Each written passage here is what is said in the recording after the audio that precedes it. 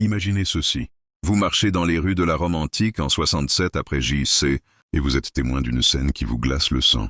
L'empereur lui-même, Néron, traverse le forum avec ce qui semble être sa nouvelle épouse, une jeune femme éblouissante parée de soieries et de bijoux. Mais des murmures les accompagnent, car tout le monde connaît la vérité terrifiante. Cette femme aux côtés de l'homme, le plus puissant du monde, avait autrefois été un garçon nommé Sporus, et ce que Néron lui fit subir représente l'un des actes les plus troublants d'abus psychologiques et physiques de toute l'histoire. Avant de plonger dans ces récits oubliés de survie et de souffrance, si vous aimez découvrir les vérités cachées du passé, pensez à cliquer sur « J'aime » et à vous abonner pour plus de contenu de ce genre. Et laissez-moi un commentaire ci-dessous pour me dire d'où vous m'écoutez. Je trouve incroyable que nous explorions ces histoires anciennes, ensemble depuis différentes parties du monde, reliées à travers le temps et l'espace par notre curiosité commune pour le passé. Ce que vous allez entendre n'est pas une simple histoire d'excès romain.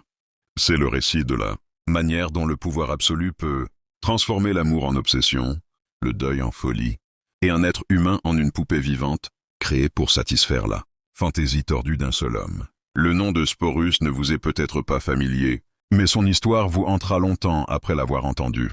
Commençons par l'homme qui allait devenir l'architecte de cette tragédie. Néron n'était pas né mauvais. En réalité, ses débuts sur le trône laissaient présager de grandes choses. Lorsqu'il monta sur le trône à seulement 16 ans, beaucoup de Romains crurent assister à l'aube d'un âge d'or. Il réduisit les impôts, finança des divertissements publics, et se produisit même dans des spectacles théâtraux qui enchantèrent le peuple.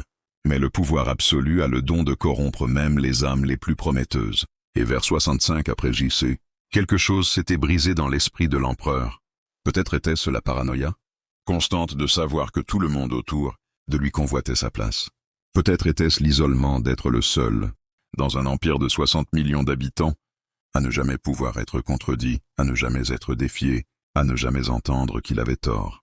Ou peut-être était-ce lié à ce qui arriva à la seule personne qu'il prétendait aimer plus que sa propre vie.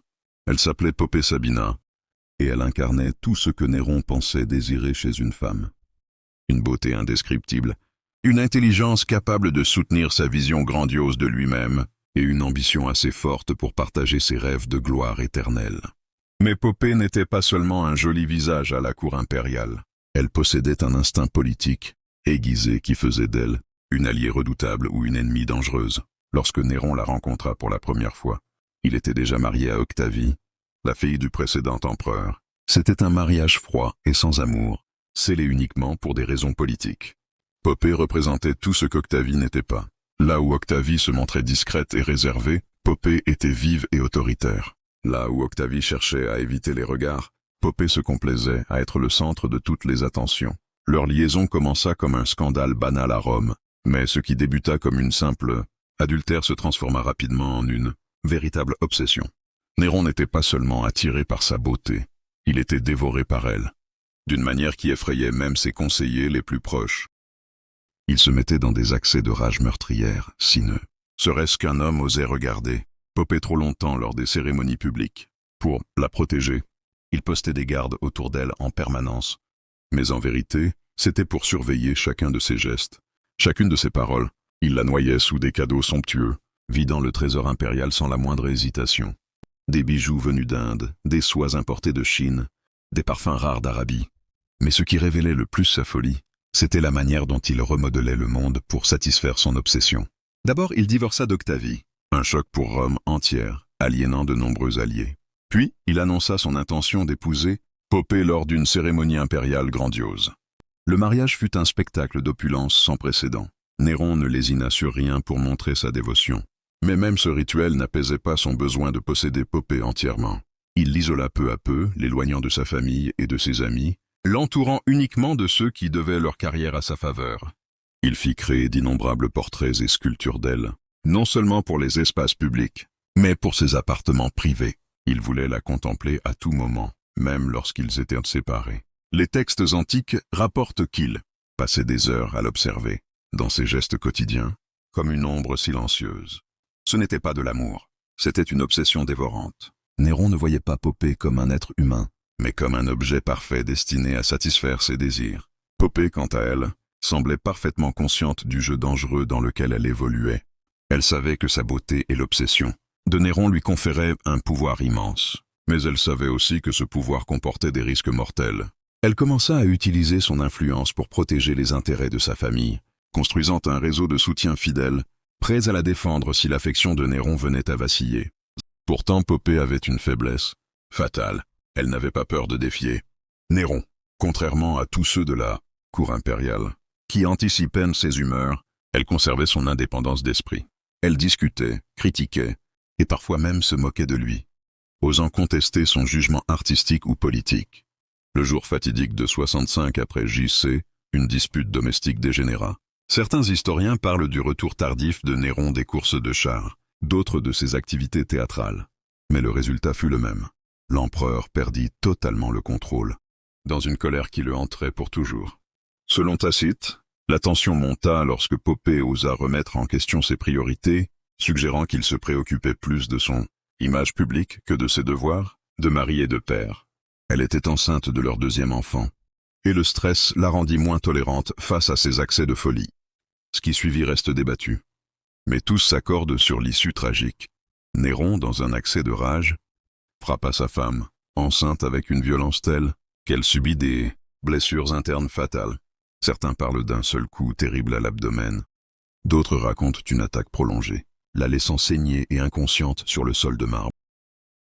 Imaginez le moment où Néron réalisa l'horreur de ce qu'il venait de faire. L'homme qui commandait 30 légions, capable de faire exécuter quiconque d'un mot, adoré comme un dieu dans les provinces orientales, venait de détruire ce qui comptait réellement pour lui. La femme dont il était obsédé mourait à cause de sa propre violence incontrôlée. Les sources antiques décrivent cette scène comme l'une des plus pathétiques de toute l'histoire impériale. Néron se serait jeté sur le corps de Poppée, alternant entre implorer son pardon et lui ordonner de vivre, comme si son autorité s'étendait même au-delà de la mort. Il fit venir les meilleurs médecins de Rome, leur offrant des fortunes pour sauver sa vie et les menaçant de torture en cas d'échec. Mais il était trop tard. Poppée mourut en quelques heures, emportant avec elle l'enfant à naître, qui aurait pu devenir l'héritier de Néron. À cet instant, quelque chose de fondamental se brisa dans l'esprit de l'empereur. Le deuil qui suivit n'était pas seulement une douleur émotionnelle. C'était une rupture complète avec la réalité. Néron devint légendaire pour son chagrin. Il refusa de brûler le corps de Poppée, selon la coutume romaine, et fit embaumer son corps, le plaçant dans un tombeau plus somptueux que ceux des empereurs précédents. Il la déclara divine, établit un culte en son honneur, et passait des journées entières à parler à son cadavre comme si elle pouvait encore l'entendre. La cour impériale devait naviguer dans un paysage encore plus périlleux, en participant à la fiction que Poppée était toujours vivante, la mentionnant au présent, et laissant son siège préféré vide au banquet. Quiconque suggérait que l'empereur devait tourner la page était immédiatement exilé, voire pire. C'est durant cette période que Sporus entra pour la première fois dans le champ de vision de Néron, sans savoir qu'il s'apprêtait à entrer dans un cauchemar. Il avait probablement 14 ou 15 ans. Né esclave dans la maison impériale et affranchi enfant. Sporus avait grandi dans les murs du palais, recevant une éducation préparatoire aux fonctions administratives. C'était un privilège relatif. Les affranchis, au service impérial, jouissaient, souvent de conditions meilleures que celles des citoyens libres des classes inférieures. Mais ce privilège impliquait une dépendance totale à la faveur impériale. Les affranchis devaient tout à leur ancien maître, ce qui les rendait extrêmement vulnérables. Ils pouvaient atteindre une grande influence, mais aussi être rejetés, punis ou tués sur un simple caprice, sans aucun recours légal. Ce qui fascinait Néron chez Sporus n'était ni son intelligence ni ses compétences, mais son visage. Plusieurs sources antiques s'accordent à dire que le jeune homme ressemblait étonnamment à la défunte Poppée, surtout autour des yeux et dans la finesse de ses traits. Dans un monde où les Romains croyaient que la ressemblance physique reflétait une connexion spirituelle profonde, cette similitude semblait presque surnaturelle. La première fois que Néron vit Sporus après la mort de Poppée, quelque chose se déclencha dans son esprit brisé. Voici l'occasion de réparer l'irréparable, de ramener ce qu'il avait détruit. La ressemblance était si frappante que, pendant un instant, Néron crut voir l'esprit de Poppée renaître dans un nouveau corps. Bien sûr, un problème subsistait. Sporus était un garçon. Mais pour un homme convaincu d'être un dieu, qui avait passé des mois à parler à un cadavre, changer le genre de quelqu'un semblait un obstacle mineur. Ce qui se passa ensuite représente l'un des actes de cruauté les plus calculés de l'histoire humaine. Néron ne se contenta pas de forcer Sporus à s'habiller en femme. Il décida de rendre la transformation permanente et convoqua les meilleurs médecins de Rome pour effectuer une chirurgie visant uniquement à le rendre plus féminin. Ce n'était pas seulement une mutilation, c'était la destruction systématique de l'identité de Sporus en tant qu'être humain. La procédure était dangereuse, douloureuse et irréversible, souvent mortelle à cause d'infections ou d'hémorragies. Même si Sporus survivait, il serait à jamais transformé physiquement, émotionnellement et socialement. Il ne pourrait jamais avoir d'enfant, ne connaîtrait jamais de relations normales et ne serait jamais considéré comme pleinement masculin par la société romaine.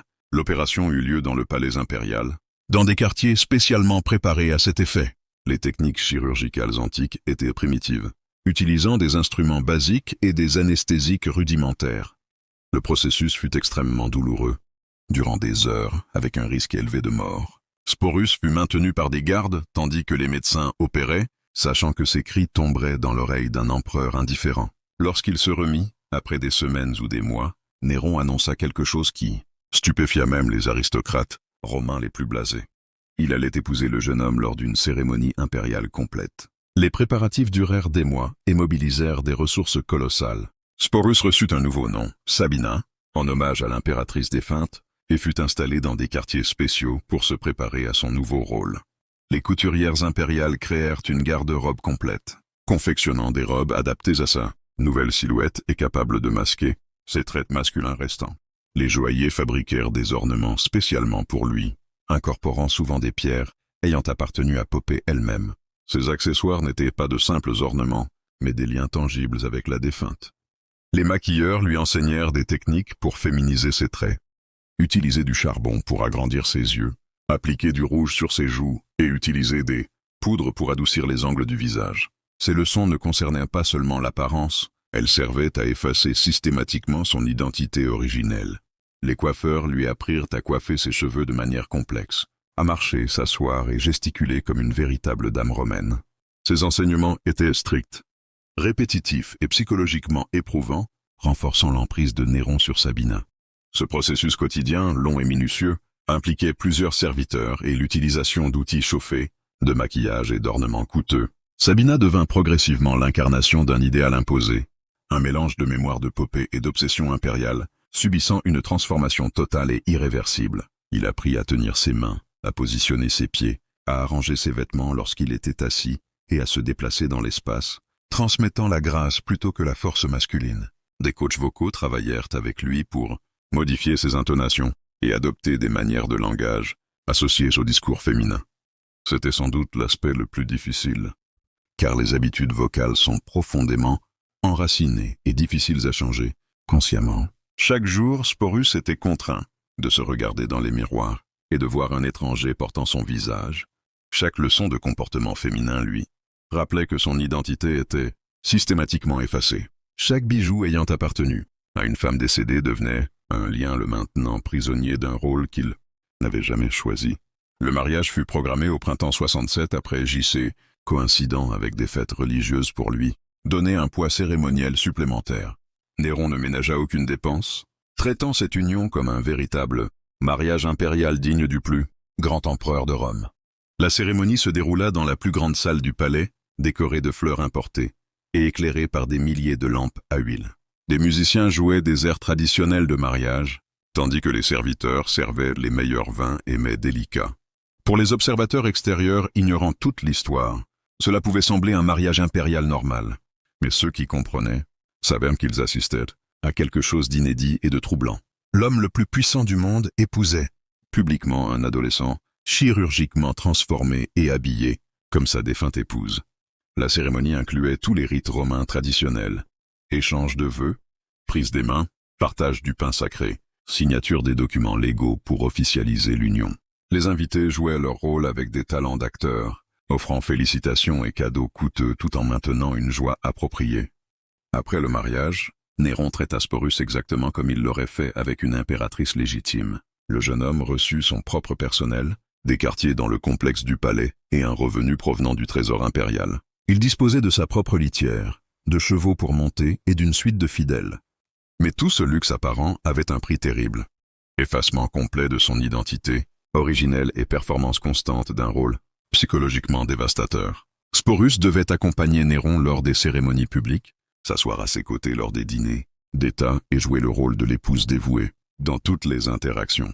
Néron semblait réellement croire avoir ressuscité Popée, l'appelant par son nom et attendant des réponses, maintenant la fiction élaborée. Chaque jour pour Sporus devenait une performance à haut risque, où la moindre erreur pouvait signifier la mort, et il devait se comporter comme si chaque souvenir de la défunte lui appartenait personnellement. Les sources anciennes décrivent Sporus comme devenant de plus en plus habile dans cette tromperie, développant une capacité presque surnaturelle à anticiper les humeurs de Néron et à y répondre de manière appropriée. Mais elle note également qu'il devenait plus renfermé et mélancolique avec le temps, bien qu'il continuât à jouer parfaitement le rôle qui lui était assigné en public.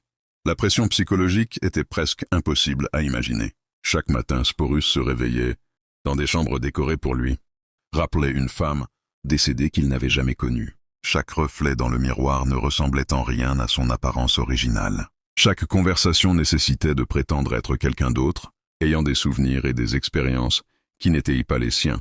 Pendant plus de 2 ans, Sporus vécut cette existence bizarre, mais son calvaire atteignit de nouveaux sommets lorsque Néron décida de faire une tournée en Grèce. L'empereur se croyait un artiste et voulait participer au festival grec où il pensait que ses talents seraient enfin appréciés. Naturellement, Sporus l'accompagna, présenté aux dignitaires, étrangers comme l'impératrice de Rome. Imaginez des aristocrates grecs tentant de comprendre leurs conquérants, voyageant avec un adolescent vêtu en femme et devant traiter cette fiction évidente comme réalité. Mais en 68 après JC, les excès de Néron poussèrent enfin l'establishment romain à bout. Des rébellions éclatèrent à travers l'Empire, dirigées par des gouverneurs lassés du comportement erratique de l'empereur et de sa négligence envers le gouvernement. La garde prétorienne déclara son opposition au règne continu de Néron et le Sénat le condamna comme ennemi de l'État. Lorsque Néron quitta finalement Rome avec un petit groupe de partisans, Sporus était parmi eux. Même face à la mort, l'empereur ne pouvait abandonner son rappel vivant de Popée. Ils se réfugièrent dans une villa à l'extérieur de Rome, attendant soit un sauvetage, soit une capture, tandis que Néron alternait entre des plans d'évasion grandioses et des préparatifs théâtraux pour son suicide. Lorsque la nouvelle arriva que les ennemis se rapprochaient, Néron choisit enfin la mort plutôt que la capture. Mais son suicide laissa Sporus incroyablement vulnérable. En tant que l'un des symboles les plus visibles du règne de Néron, il devint à la fois un prix précieux et une responsabilité dangereuse pour quiconque revendiquait le pouvoir. Ce qui suivit fut peut-être encore plus tragique. Sporus devint un objet politique, passant d'un homme puissant à un autre comme une propriété précieuse. D'abord revendiqué par Nidius Sabinus, puis par Oo, puis par Vitellius, chacun le traitant comme Néron l'avait fait, le maintenant vêtu en femme et l'appelant par le nom de Popée. C'est sous Vitellius que le cauchemar de Sporus atteignit sa conclusion ultime. Le nouvel empereur décida de l'utiliser pour le divertissement public dans le Colisée, notamment dans une reconstitution de scènes mythologiques impliquant violence et humiliation. Pour Sporus, cela représentait l'ultime dégradation, être humilié sexuellement devant des milliers de spectateurs pour leur amusement. Plutôt que de se soumettre à cette ultime humiliation, Sporus fit le seul choix qui lui appartenait véritablement depuis des années. Il mit fin à ses jours, probablement par empoisonnement, vers 69 après JAC. Il n'avait probablement pas plus de 20 ans. Dans la mort, Sporus échappa enfin au théâtre grotesque qui avait consumé sa vie. Son histoire est devenue une leçon sur les dangers du pouvoir absolu et le coût humain des excès impériaux. Mais les historiens anciens semblaient moins intéressés par Sporus, en tant que personne que par lui en tant que symbole de la décadence impériale. Ce qui rend son histoire si troublante, ce n'est pas seulement les abus qu'il a subis, mais la manière dont il a été systématiquement dépouillé de son identité et de son autonomie. Dès le moment où Néron décida qu'il ressemblait à Popée, Sporus cessa d'exister en tant qu'individu et devint une toile pour les fantasmes tordus de l'empereur. Le fait que Sporus ait choisi la mort plutôt que de subir davantage d'humiliation suggère que, quelque part sous les couches de féminité forcée et de conditionnement impérial, une étincelle de son moi originel a survécu. Son suicide fut à la fois tragédie et acte final de défi, un refus d'être encore dégradé, même au prix de sa vie. Peut-être plus tragiquement encore, nous savons presque rien de qui était Sporus avant sa transformation. Quels étaient ses espoirs et ses rêves? Que voulait-il faire de sa vie? Tout cela a été effacé lorsqu'il est devenu la poupée vivante de Néron, remplacé par une performance si complète que son identité original disparut entièrement. Le garçon qui fut forcé de devenir une impératrice, qui endura des années d'abus psychologiques et physiques, et qui choisit enfin la mort plutôt que de subir davantage de dégradation. Son histoire mérite d'être rappelée non seulement comme une curiosité de la Rome antique, mais comme un témoignage à la fois de la cruauté humaine et de la résilience humaine. En choisissant sa propre mort, Sporus reprit la seule chose qui lui avait été refusée tout au long de sa vie adulte: le pouvoir de décider de son propre destin. Son histoire nous rappelle que derrière chaque récit historique de grandeur impériale se cachent des histoires humaines, individuelles de souffrance et de survie qui méritent notre attention et notre compassion, même à travers le vaste écart de 2000 ans.